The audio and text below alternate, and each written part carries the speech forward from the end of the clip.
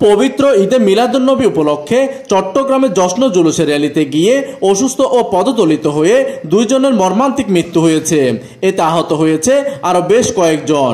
মারা যাওয়া দুজন ব্যক্তি হলেন পটিয়ার বাসিন্দা আইয়ুব আলী ও নগরের কালামিয়া বাজার এলাকার সাইফুল ইসলাম।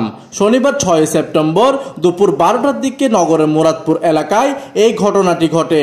চট্টগ্রাম মেডিকেল কলেজ হাসপাতালের পুলিশ ফাঁড়ি ইনচার্জ নুরুল আলম আশেক গণমাধ্যমকে জানান, প্রচণ্ড গরমের কারণে আইয়ুব আলী অসুস্থ হয়ে পড়লে হাসপাতালে নিয়ে আসা হয়। পরে পরীক্ষা নিরীক্ষা শেষে কর্তব্যরত চিকিৎসক তাকে মৃত ঘোষণা করেন।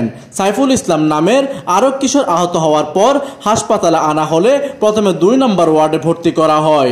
অবস্থার অবনতি হওয়ায় আইসিইউতে পাঠানো হলে সেখানে তার মৃত্যু হয়। বর্তমানে লাশটি মর্গে রাখা হয়েছে।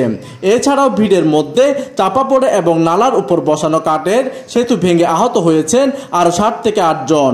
আহত ব্যক্তিদের মধ্যে একজনকে আইসিইউতে রাখা হয়েছে। এইদিকে হতাহতদের হাসপাতালে নিয়ে যান আঞ্জুমানুর রহমানিয়া ট্রাস্টের মেডিকেল টিমের সদস্যরা। তারা জানান, ভিড়ের মধ্যে গরমে অসুস্থ হয়ে বেশ কয়েকজন পদদলিত হন। আহত 8 জনকে উদ্ধার করে হাসপাতালে আনা হয়। তাদের মধ্যে 2 জনের মৃত্যু হয়েছে বলে তারা গণমাধ্যমকে বিষয়টি অবগত করেন। প্রতিনিধির তথ্য ও পাঠানো চিত্রে ডেস্ক নিউজ, দিগন্তের বার্তা 24, চট্টগ্রাম।